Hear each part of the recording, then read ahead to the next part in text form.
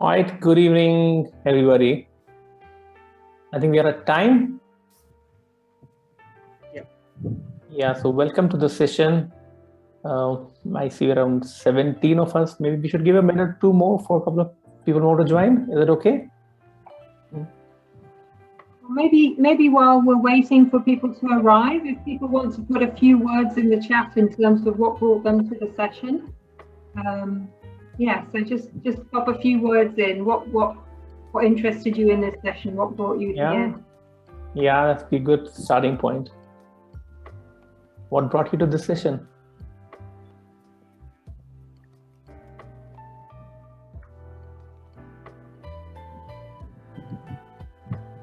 Corona Quilt Project. Yeah.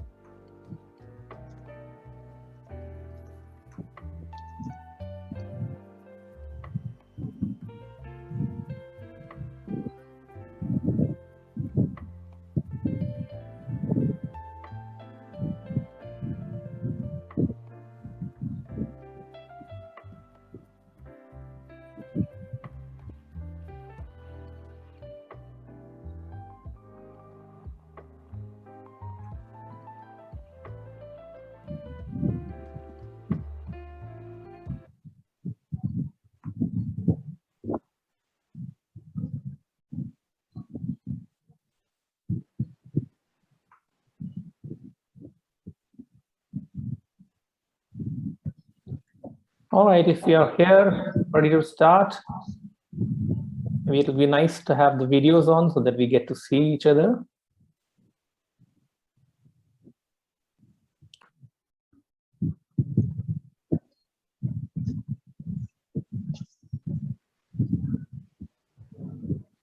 Hello. Hi, Amit. Hi, Catherine. Hey, Richard.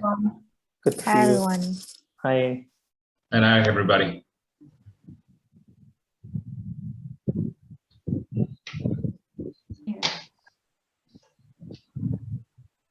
Yeah, good to see people around, new names, old names. So hi everyone, let's get started. And as I said, if you could put your videos on, it'll be nice to have a session which is more interactive.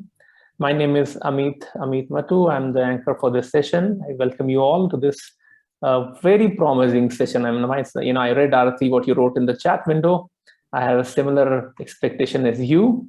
So regenerative leadership in complexity and chaos. Lessons from the birthing of the Corona project. I read a little bit about the project and very interesting stuff that's coming up. Let me welcome Shruti and Katherine for who are the presenters of the session. And just a quick introduction to let you guys know who they are. I spoke to Shruti yesterday and was very intrigued by the journey that she has had, especially post the pandemic and on the Corona Quilt project. I let them speak a lot more about it, but I was pretty impressed with what I saw. Shruti is a leadership development and organization development consultant, a coach, co-founder of Ruth & Company and the Corona Quilt project. She says that she likes to deepen the understanding and practice of systems leadership, and her greatest passion in life is leaving behind an inclusive, equitable, and a sustainable world for future generations. Katherine, her co-presenter, joins us from UK. Katherine is the founder of an organization called Evolution Coaching. She has more than 25 years of leadership and organization development experience with her. And she has partnered with numerous organizations to integrate creative and holistic approaches, finding new ways forward. And she brings in embodiment practices in her work, and is has been associated with Presencing Institute. And her work focuses what the topic of the session is, regenerative leadership development. And she's born in Japan, as I read in her resume, and spent early lives there, then worked in Italy, and now she's in UK, so truly a global citizen. So I welcome both of you as you come in. Shruti, you want to say something before we start the video? No, thank you so much, Amit, for that. We're going to spend, and thank you everyone for just being here during this time from all the other choices you had for being here. We are going to start, I'm going to actually quickly share the agenda for our time together before we do anything so that we are all in the same page. Our session today is going to be really interactive. It's a workshop. So we're going to talk a little bit about the journey of the Corona Quilt project, talk about principles of regenerative leadership through the work of the Corona Quilt project, some amount of listening and embodiment that we'll do, and then we'll step into generative dialogue. And that's all in 75 minutes. So that seems like quite a bit. We also realize that people have different relationships and awareness about what the Corona Quilt project means. Some of you, like you mentioned in the chat, are very familiar with it. And for some of you, it might be fairly new. So we're going to play a short video, less than 2 minutes, to give you a sense of what the Corona Quilt project is, the journey of it, as well as the 3 installations that have already happened in Bombay. And we'll be talking a lot more about it as the session progresses. But Amit, over to you to just give that quick glimpse of what the Corona Quilt project is. Sure, let me start it. And we're going to invite you to listen with whatever, your heart, your bodies, everything that's there. And the audio is good?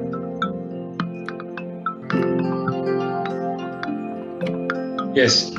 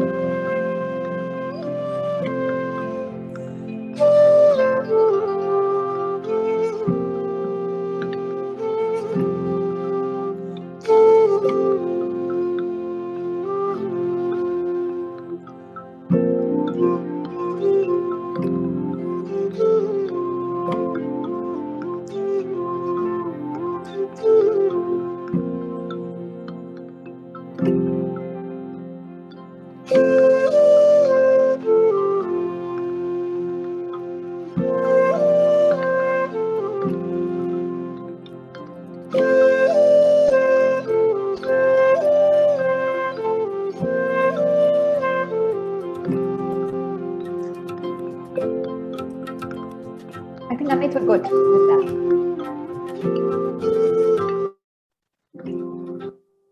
Thank you so much. So that's a little bit about the glimpse of what the Corona Quilt project is for those of us who might not be familiar with it. It was a project that was born during the pandemic. And what you've seen is the first phase of the 3 installations that went up or went live in March 2021.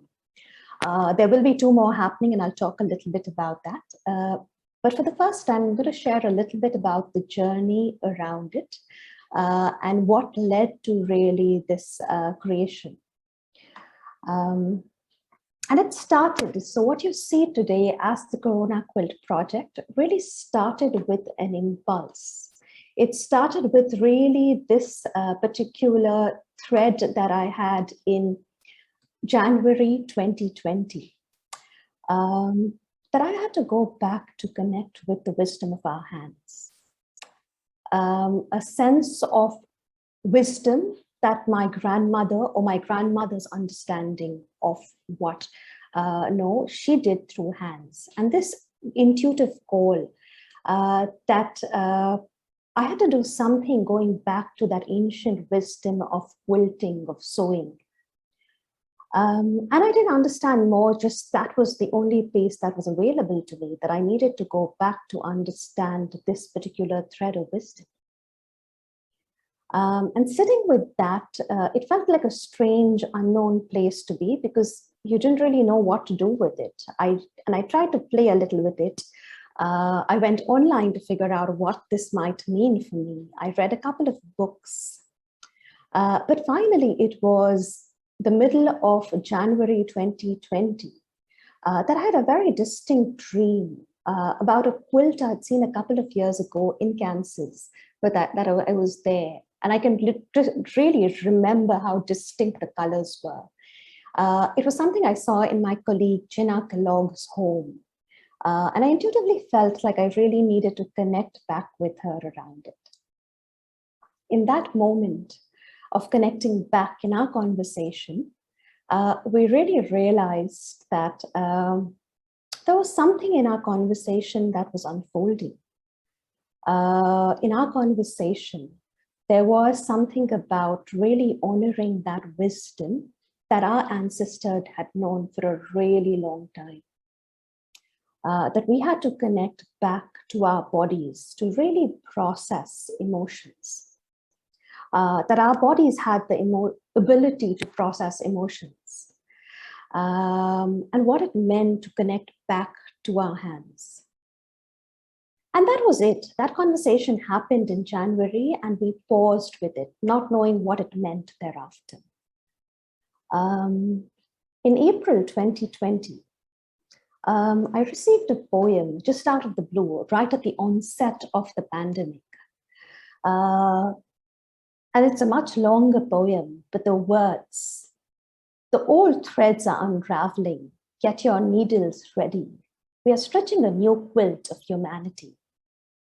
The work is hard, your fingers may bleed, but each cloth stitched together brings together a community, a world, our future world under one colorful quilt, the new quilt of humanity. And this poem, these words truly spoke to me. And in that impulse, I spontaneously shared it with Gina to see where and what that might mean for her. And she was going into a vision quest. So she sat with it for a little bit that evening, as it might be. And she came back sharing this idea about what would it mean in some ways to actually create a physical quilt. And if you may remember, April, May was really that time where we'd had the migration crisis. A lot of the Black Lives Matter movement was just beginning to have movement in the US. So it really felt like we needed to do this particular project as honoring our ancestors, the wisdoms of our bodies, but also really having and ensuring each voice has a space. And that's what, if you see the quilts or the squares you've seen, it was truly this call that can each one of us have a voice, a complete full voice, and yet parallelly belong. And with that dream and vision that we can have our individuality and belong completely, this project was called into being. And what was very beautiful, the first 4 months, as I talked about, was a very slow emergent space. But it was in that moment when that yes happened, that this is what we want to create, we committed to just prototyping it, to keeping it simple and having the birth of its project in the next 3 to 4 weeks. And the pace completely shifted. We had almost in those 4 weeks, this real urge to move and create. And we really went with this, that it doesn't have to be perfect, but we will create something that truly, in many ways, will allow people to bring in their definitions of beauty. So we launched this project with this simple thing that everyone has a voice and they can belong. And what we did ensure very, very early on were 2 pieces. One is that we ensured all our partners, right from the beginning, came from different groups. We had organizations like Sakhi come in, who worked with menstrual hygiene. And we have organizations like Disha and Weaven come in, who worked with differently able. So a lot of the organizations you see, Wipro, the other ones you see, all the actors you see who've contributed squares came in much later. But it was really important for us as a building principle to ensure we had diverse voices come in really early on. And that was the beginning of that organic process of creating a movement around it. What also we realized very early on, that people loved the idea, but moving or pausing to really create that square, it was a very difficult or uncomfortable experience for many. And that's where the community calls started to come in. A lot of people showed up for our calls, and not only open calls, but organizations started appreciating having these small, 50-minute calls where people come together, children could come together to truly actually start expressing their experience of the pandemic. And not being sure if we'd have about 100, 200, a few hundred squares. By the end of 2020, we had almost 12,000 squares. Not knowing what to do with it at that point of time, really thinking and beginning to wonder about, okay, who's going to really sponsor? How are we going to put these squares together? And we didn't really know any of those installations that you see today, but it was that about, okay, where do we really get and how do we move these 12,000 squares to mean something? Parallelly, in January 2021, I lost my grandmother to COVID. And for anyone who's lost someone to COVID, and I think unfortunately most of us after the second wave have had some kind of encounter with it, realizes how difficult that loss can be, the absence of ritual. And there, really for me, it was heartbreaking to have lost someone coming from an Indian extended large family, not knowing what and where it meant, being robbed of ritual, to work through this grief. And often going back to squares and really painting my own square around grief was one of the most powerful experiences I had. And many squares in that quilt you see are part of people who've taken saris of parents they've lost or other people they've lost and expressed what it means to them, this pandemic. So being pretty heartbroken and not having the mind space to think where our next sponsor is going to come from or how these installations are going to come together. In March, actually a couple of weeks before March, in February, we heard from GSW. And they said yes to being our first sponsor. That was a moment that was really surprising for me because they wanted to do the first installation at the Gentle Mansion. And the Gentle Mansion was 2 buildings away from where my grandmother really lived. So that in some ways for me was quite a moment of pause, because I really would have never imagined that something that started as a tribute to her, and I was not sure if she would be able to ever see it, and she was not able to see it, that it actually felt like it went a whole circle, that our first installation, what you saw, the rising sun, was literally 2 buildings away from her. And gradually, this particular journey has meant the other 2 installations have a similar story in how they're moving people.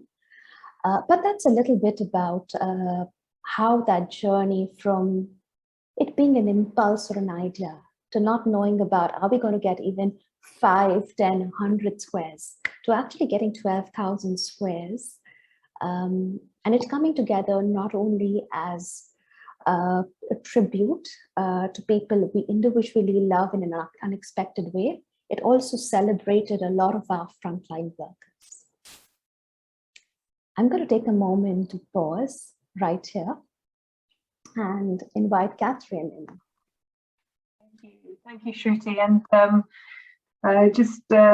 I love hearing the story every time, because there's always something new that comes out for me when I listen to that, in terms of what, the power of the metaphor of things weaving together, particularly at this time where there is so much fragmentation.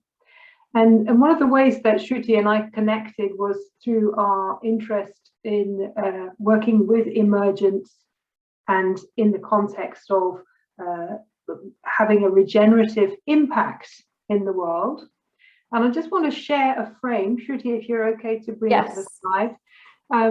Just something that some of you may be familiar with, others it may be something a little bit new, but what I recognized in listening to the story is that it taps into a very deep pattern about how we can bring into life, bring into birth things in a very different way through times of chaos and complexity. And sort of there's a place for working with not knowing, which maybe as you've been listening to the story, you might have been inspired by certain aspects of it.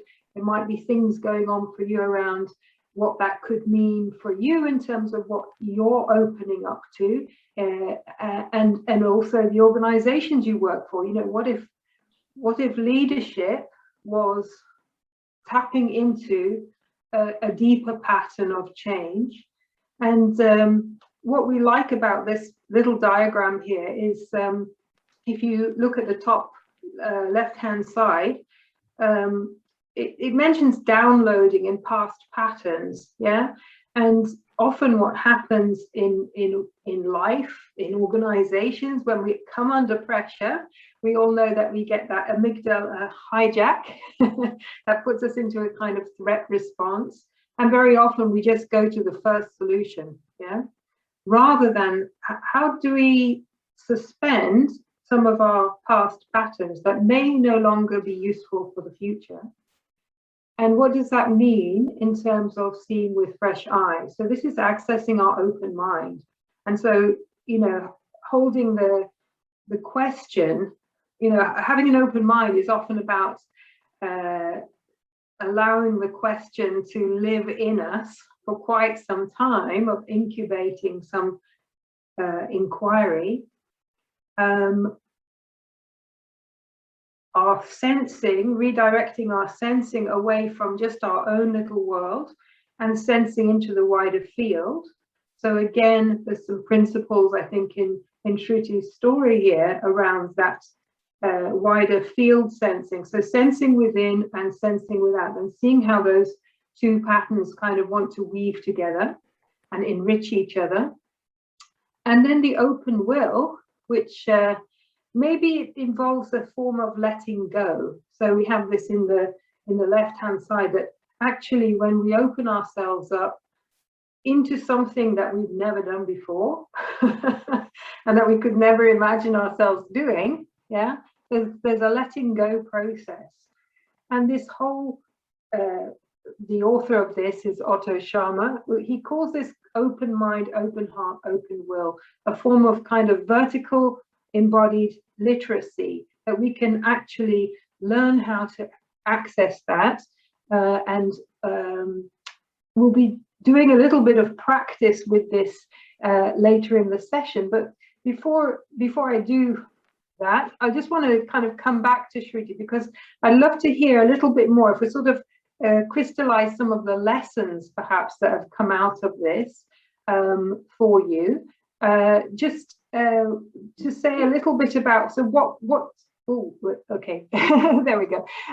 Just what your own experience of accessing open mind, open heart, open will. These are three portals of transformation, I think, that regenerative leaders have. And I just wonder what, maybe just a couple of things that you learned about that for yourself.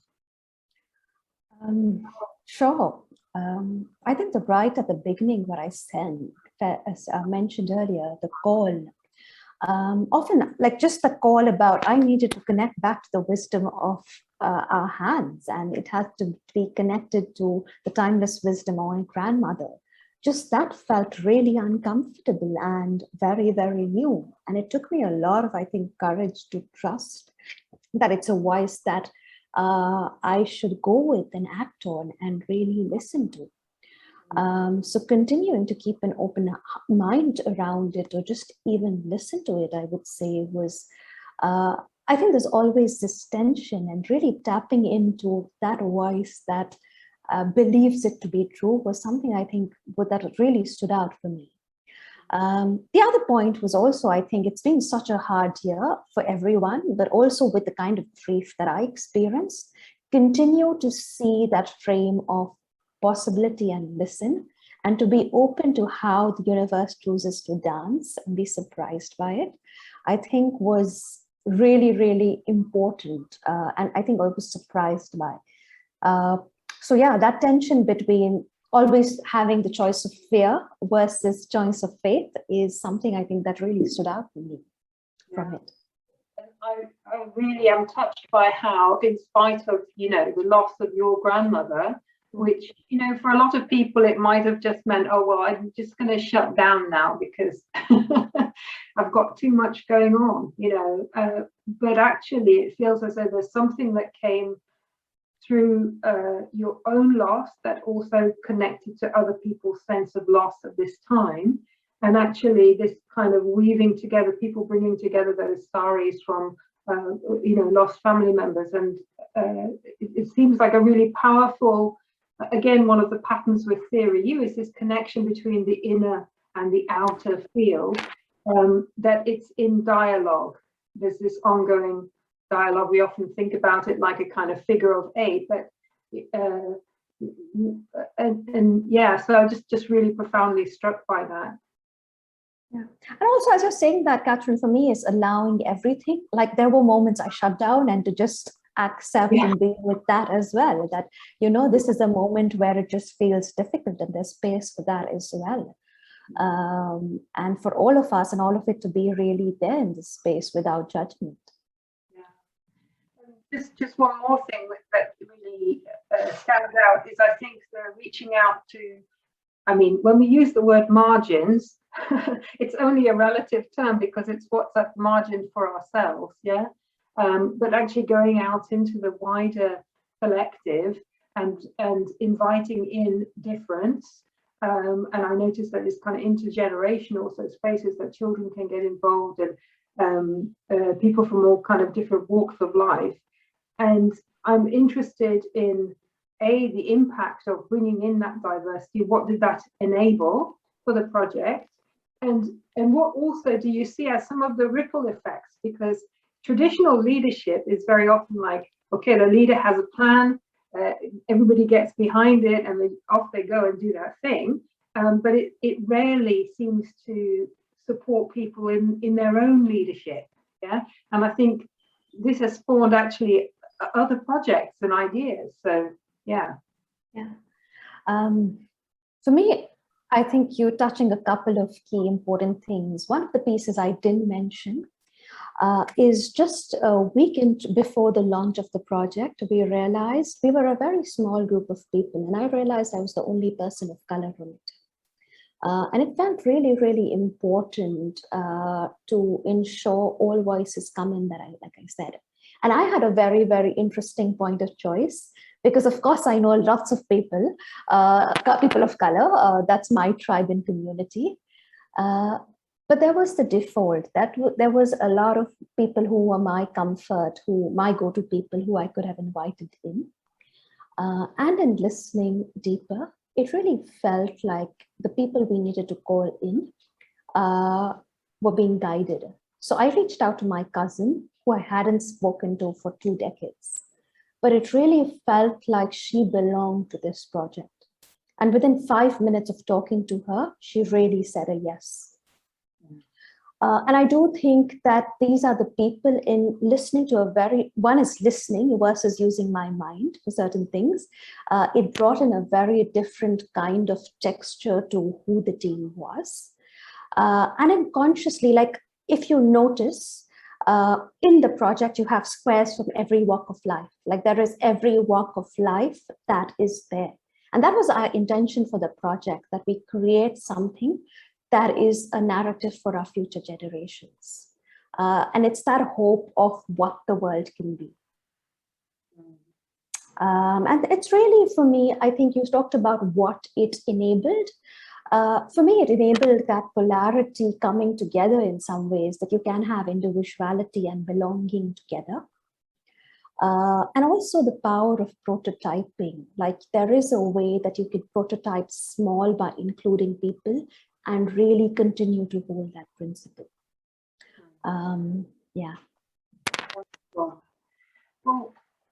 what we thought we would give some space for, there's a lot that you've heard there in terms of the, you know, the video, the story, and then sort of pulling out perhaps some of the learning points, is actually to give some space for our own inner sensing. And I'm going to be guiding you through just a short grounding exercise and listening exercise.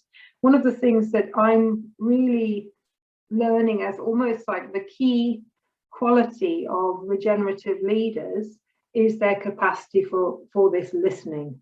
Yeah.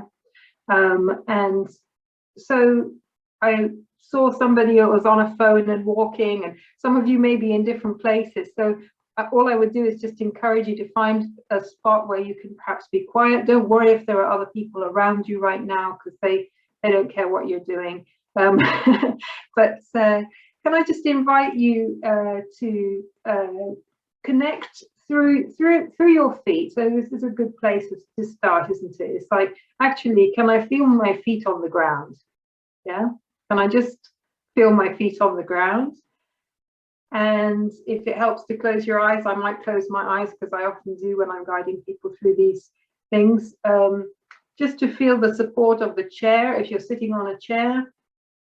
But really feel yourself in your environment, and through that connection, we're connected down through the ground to Mother Earth. We're connected through our surroundings to so many different things. So just notice how it feels to be in the place where you're at. And it might be that you're at home, and so you have all your familiar belongings around you, or you might be working from a different place and there's something different around you. And just sensing yourself in that field. Yeah, so this is your system, if you like, right now that you're in.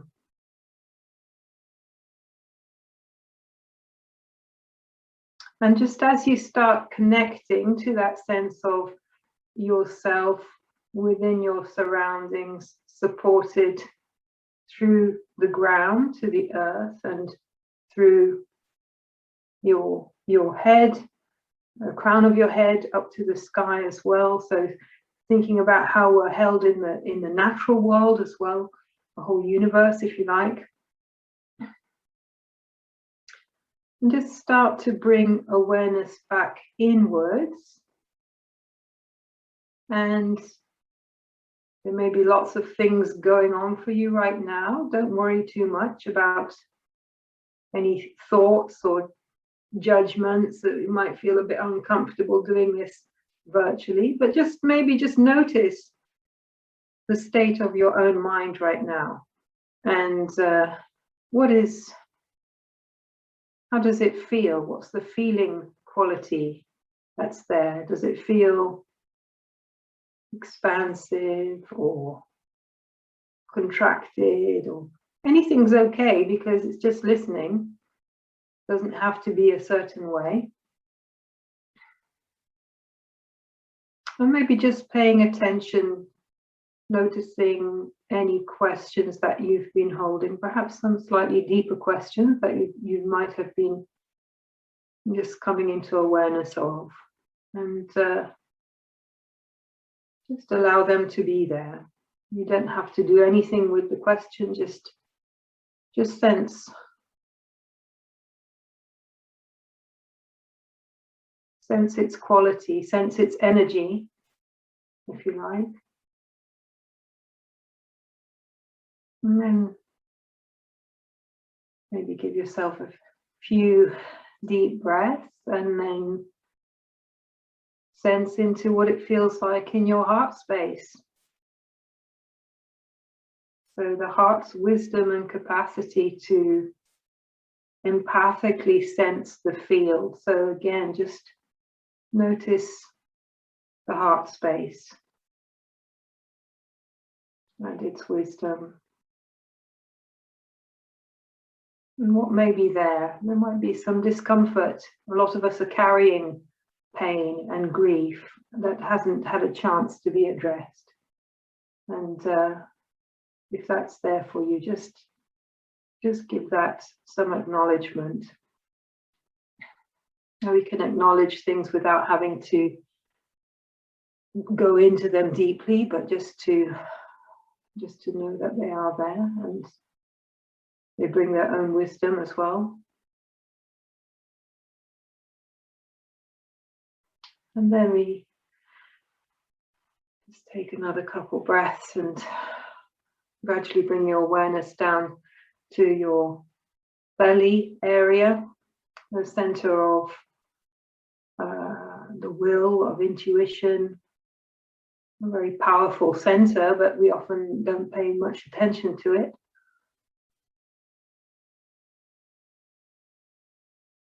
And again, just notice what's there for you. Notice the quality of energy that's there. How that feels. And then we're just gonna just do that.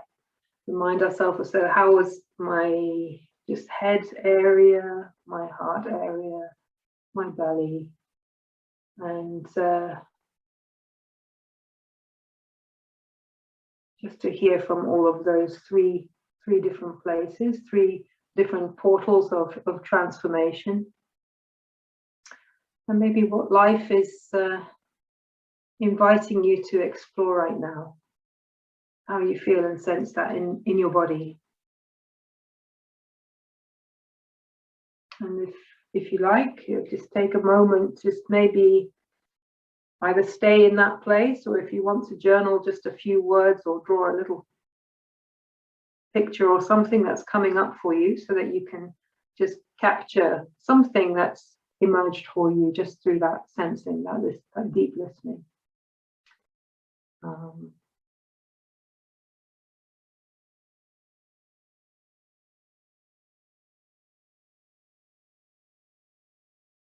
Okay, so we're aware that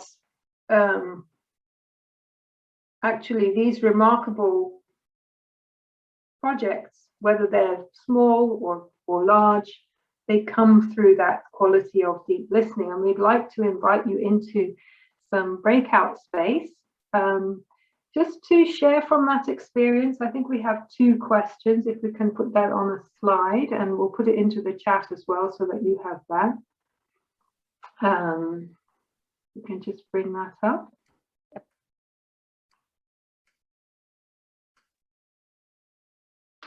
So, yeah, again, we recognize some of you might know each other, some of you may be strangers with each other, but no, you know, feel free to share what you feel comfortable, but maybe you could have a round of sharing. We're going to put you in groups of 3, so you can just share the time, and you don't need to discuss what's shared, just listen and sense into what's emerging for us collectively. So you're a little microcosm of everybody in this conference, so it might just be interesting to notice, you know, from even at that level of sensing this system, yeah, what's most present for you at this moment as you listened in, maybe through that body scan or whatever else has come up for you so far in this session.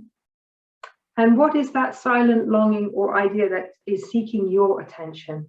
Yeah, recognize that this, you know, it's inviting you to really tune into that, and to whatever level that you feel you can share that in your group. Again, it will be really wonderful, I think, as a way of sense making what's in this shared field, that we get a chance to listen to each other. So when we're ready, Amit, if you're happy to put us into, or I can't remember who's putting us into trios. If you don't aren't able to join right now, what do we want people to do, Shruti? I can't remember. It's okay. I think Catherine just let people go in and I think, yeah, we can. And Lakshmi Narayan is going to put everyone into breakout groups. Yeah, so Vivian is just creating the breakout rooms now, and we should be getting into breakout rooms. Thank you. So we've got 12 minutes, just so that you have a sense of time. So Yeah. 2 questions, 12 minutes, roughly maybe 6 minutes for each question, and hearing from each person. So you want the breakout rooms open for 6 minutes or 12 minutes? 12 12 minutes. 12 minutes. minutes. And shall I open about 8 breakout rooms since we have 14? 8? No, I'll 6 breakout rooms is fine. No, right? Three people per thing. So it has to be 4. 3 breakout rooms, yeah. Yeah. 4. I'm going to invite the rest of us to be with just the process Catherine really invited us into, as we continue to just have the invites to join breakout groups. What you want us to join as well, or? I'm saying no, Catherine, people will Okay, get okay. invites and they will be moved into it.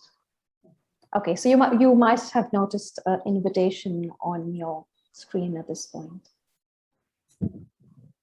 The breakout rooms are open. Shall I start assigning them in? Yes, please. Yeah. And you will have 12 minutes. See you in 12 minutes.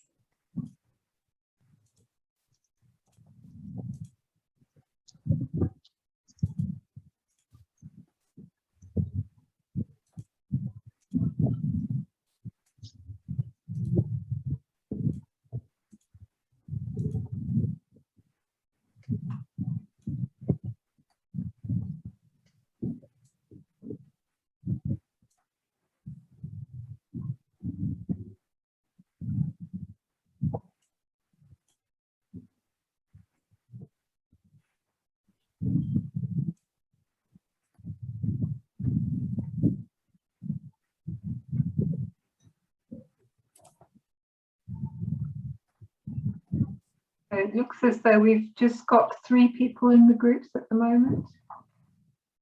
Yeah, Vivian, Lakshmi, Narayan, can we have everyone go? Yeah. So we have everyone. We have 3 rooms. Each room has about 3 people. Just one room has two people. Kathy, Archana, Ruchi, would you like to stay in the big group? Are you happy to go join the breakout groups? I'd like to join the breakout room. I don't know how do I do that. Okay, so on your screen at the bottom, there's an option called breakout rooms. Yeah. So you can click and you can join. I have already assigned you to a breakout room. Can you tell me which one? If, may I know your name, sir? Amit. Amit hasn't been assigned, so you Amit can. hasn't. Yeah, Amit, you can choose. You can choose whichever group. All right, I'll join whichever. Okay, so I'm a little concerned because people are alone. Can we go to move to 1? So that we can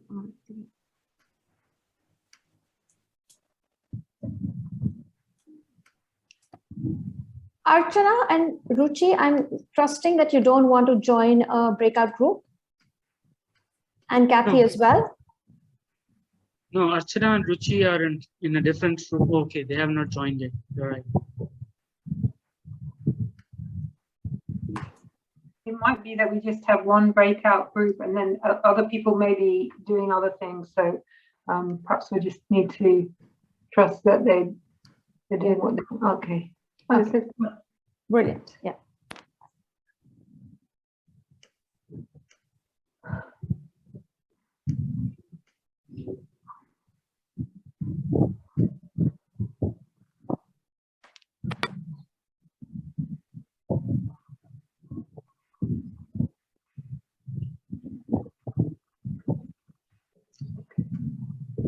Kathy, Ruchi, could you please join your breakout rooms?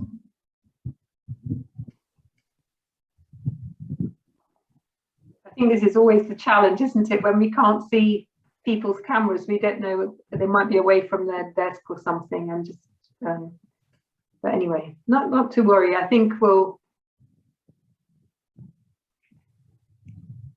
Catherine, I'm going to join you in room number 3. So let's, I'm going to see you there. You should have got an invite as well.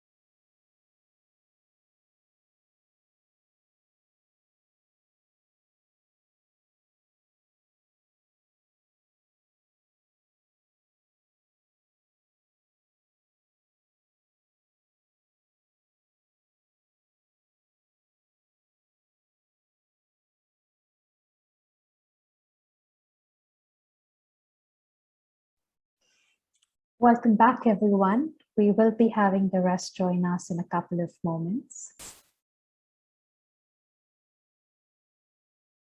Rajesh, it's lovely to see you.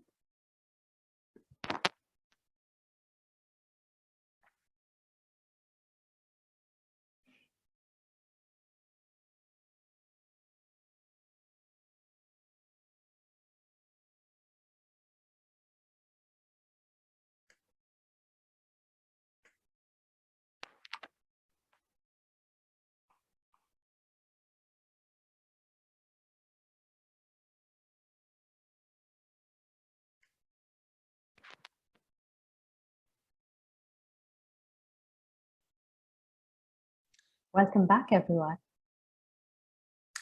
I'm going to take a few moments to just really harvest what emerged in our conversations. What is the most significant thing that emerged from you with your conversation with your colleague? And we'd love to hear a couple of voices about what came out for you as you were in conversation.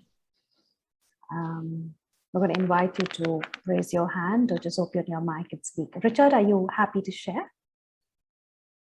Is your mic, did you unmute yourself? Yeah, my mic is. Brilliant. Well, we didn't have much time to share on both the topics, okay? We spoke about the first thing, so I'm just going to say, it's a small group, so it's okay for me to say what I said just now. During the silent moment, I have been doing the meditation all day today, especially today, because today I did something against my will. I am an anti-vaxxer and I had to take my vaccination today against myself, against my body. So there's just so much that I had to deal with.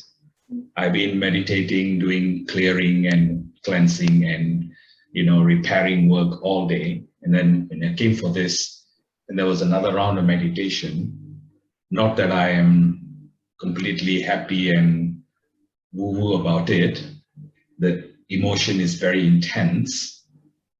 And, self-betrayal is much larger than even betraying others, I think. So in that silent moment, I was just acknowledging that I feel that bad. I really feel bad that I had to do this. I was actually feeling sorry for my body that I had to put it through this process of having to deal with it. And yeah, so that's the feeling that I had at that moment. Yeah, and then the other two persons started sharing their matters, and then time was up.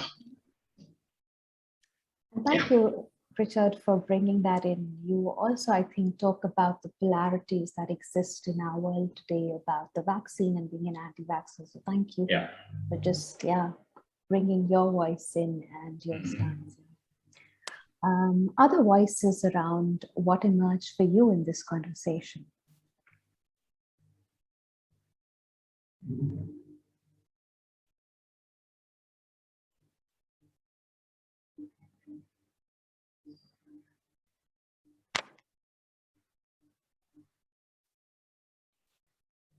I just an observation, because Shruti and I had a mini conversation. We had our own little breakout group, and just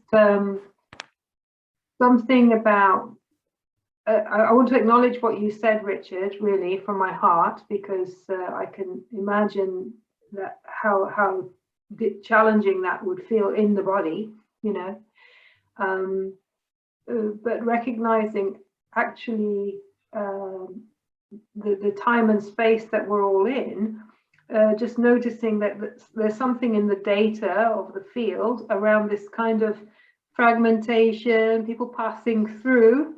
It's almost like nothing's really stable for very long, and yet how do we stay aligned to our intention and something that has meaning and purpose for us?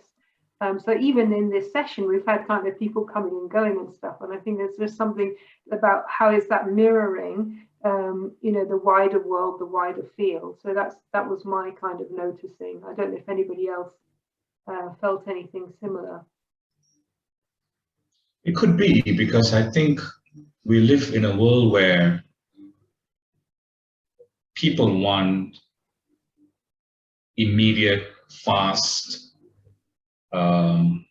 recognition, what do you call, gratification. People don't have so much time to slow down and to really observe and to think.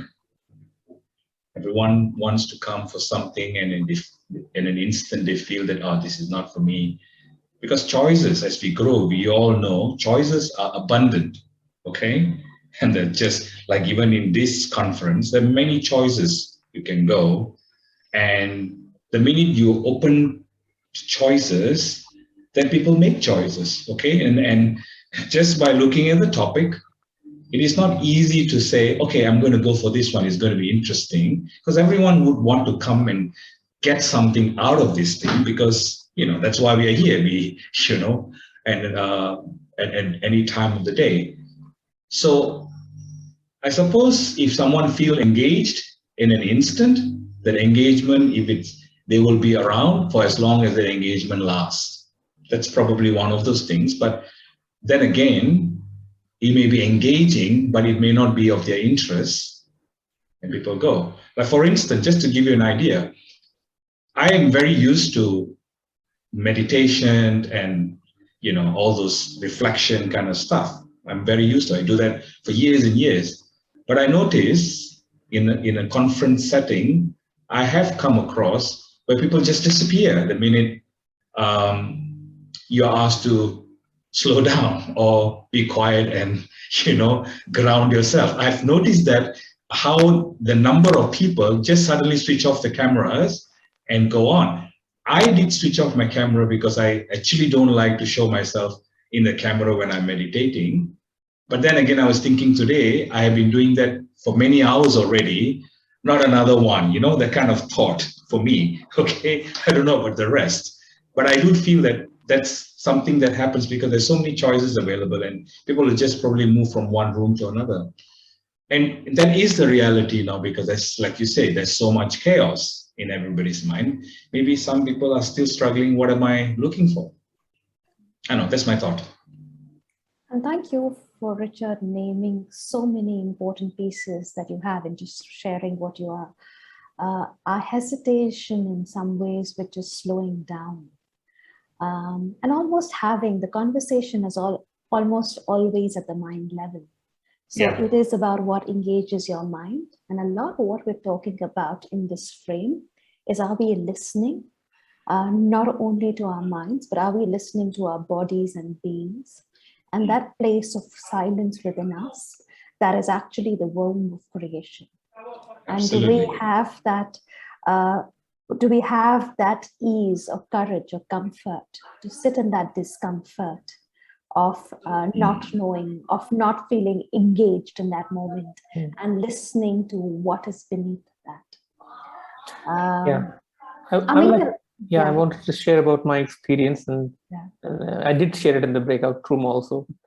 To me, what was most present was the grounding that the meditation helped me do, especially keeping the 2 feet on ground. And what I really got in touch with, the theory model, Catherine, that you spoke about, and linking it to the human body, where we went down from the mind, open mind, to the open heart, and to the open will, which is at the gut and the intuition. To me, that was very powerful, and a lot of grounding happened in that process. Actually visualize myself grounded, and you said connected to the Mother Earth. Like, actually imagine getting connected. So I noticed that, I'm not giving enough attention to my intuition. I normally trust my intuition a lot and I go with it. But I realize, as the conversation we were speaking just before, there's too much action orientation that I'm not creating enough space to give attention to my intuition. That was wonderful. This space gave the opportunity to do it. And helped me look at what are the ideas that are emerging right now. How can I go beyond myself and look at a larger world? So that was, to me, it was very powerful. So thank you. Thank you, Amit, for sharing that. Were you saying something else as well? No, that's about it. Yeah. Thank you. And Catherine, looking at the time, I wanted to transition into you sharing a little bit more about the regenerative model in this moment. Yeah. So as we were planning this and thinking about, so how to actually, I think, to give honor to the wisdom of the body and this role and space for silence. And I just wanted to briefly share a piece of work that I've been involved with, because often the question can be, well, how is this going to work in a corporate environment? You know, maybe it's okay for my personal practice. I don't know if we can make that slide a little bit bigger. Okay, so I've been working with a manufacturer of outdoor footwear, and they have a very strong ethical stance in terms of you know, the materials they use, the supply chain, etc. So as an ethical business, they align with, some of you might be familiar with B Corp. But one of the things that over the last year they really wanted to work on was their internal culture. They wanted the internal culture to mirror in its values what they tried, their value proposition in the world, if you like. And they have adopted, they've been working with a regenerative practitioner in a kind of general way. And one of the things that I was invited to help them to do was really to connect these regenerative principles to something that just fitted with their culture.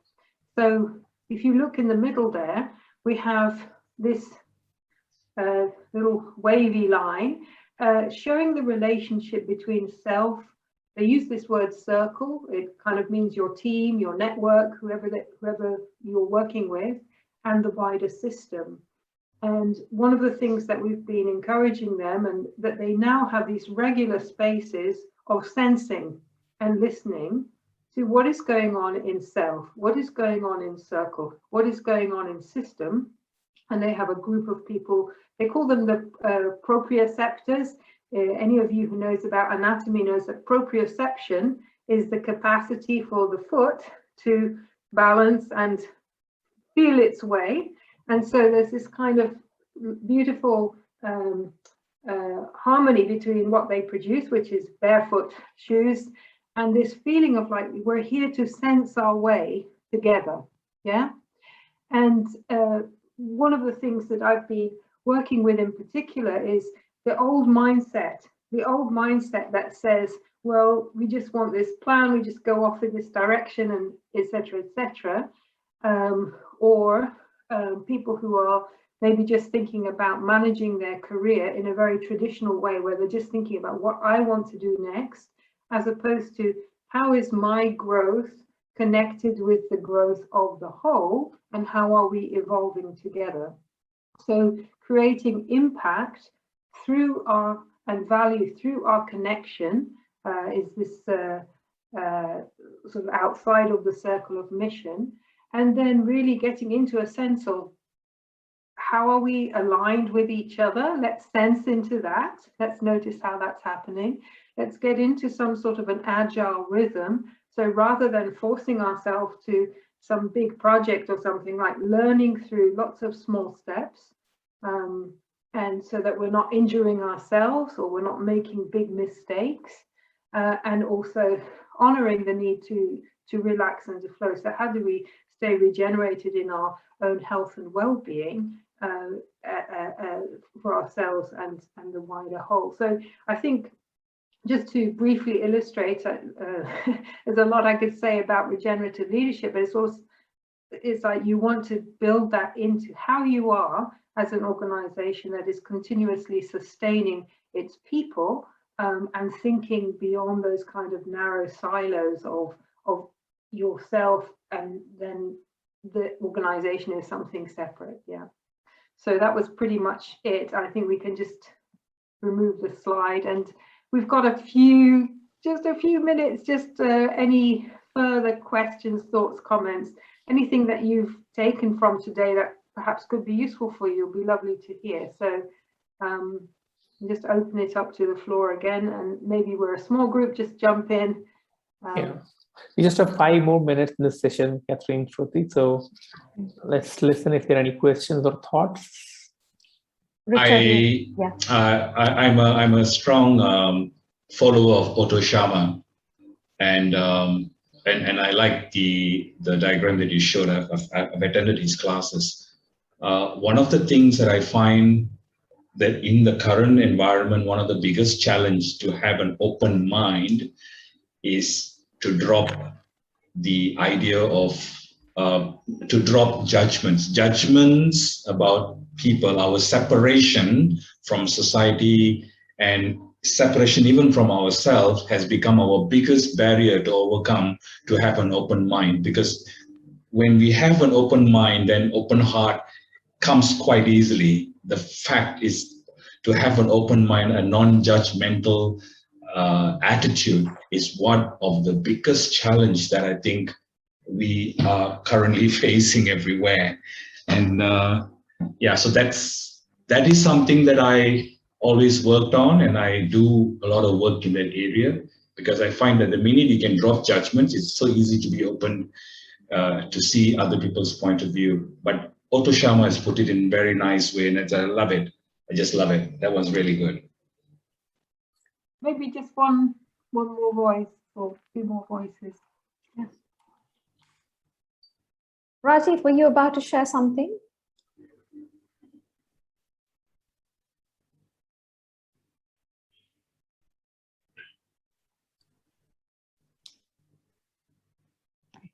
I don't think so. Any other voices that would like to share something? Or questions also at this point of time, in the interest of their time? Any questions that might be there as well? You can also put your questions in the chat window if you feel comfortable that way.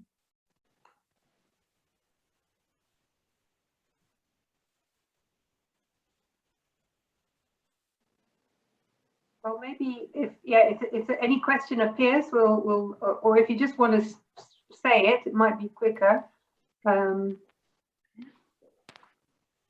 But otherwise, maybe we'll. I don't know, Shruti. Any final thoughts from today from your side?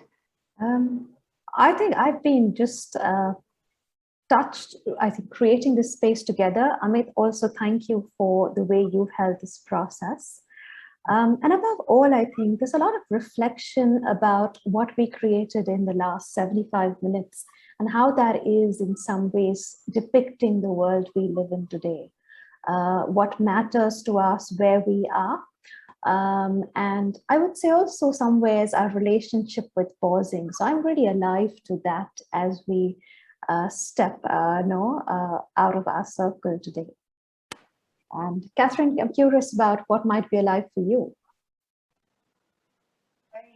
I think what Richard said about dropping judgment is really powerful, and the discipline and the need for us to be able to do that so that we can still stay connected across profound differences today. And I think what I love about the Corona Quilt project is the symbolism of how we can be individuals within a collective, and honor both sides of that polarity. So I just really want to thank everybody as well for your participation as well. It's been a real pleasure and a joy. So so I want to thank both you, Shruti and Katherine, for holding this space.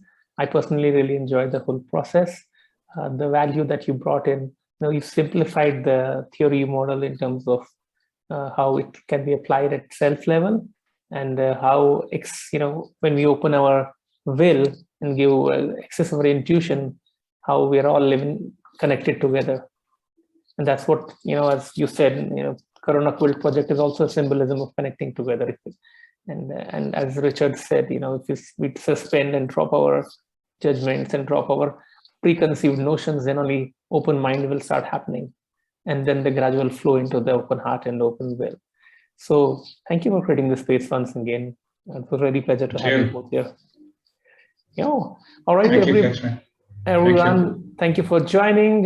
We have something very interesting coming up in just sort of few minutes. It's called as Idea Splash.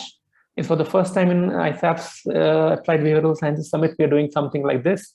It's creating a very unstructured space for allowing really new ideas to come up. So we have a session of 1 hour in which 4 different people will come and present very new, innovative ideas, and it's an unstructured space. So I invite you to go with the flow. It is in a room called as Sangam. I guess is there a link on the Zoom window already? Yeah, I think I'll get into it. Yeah, it's already in the Zoom window. So see you guys at Sangam room then.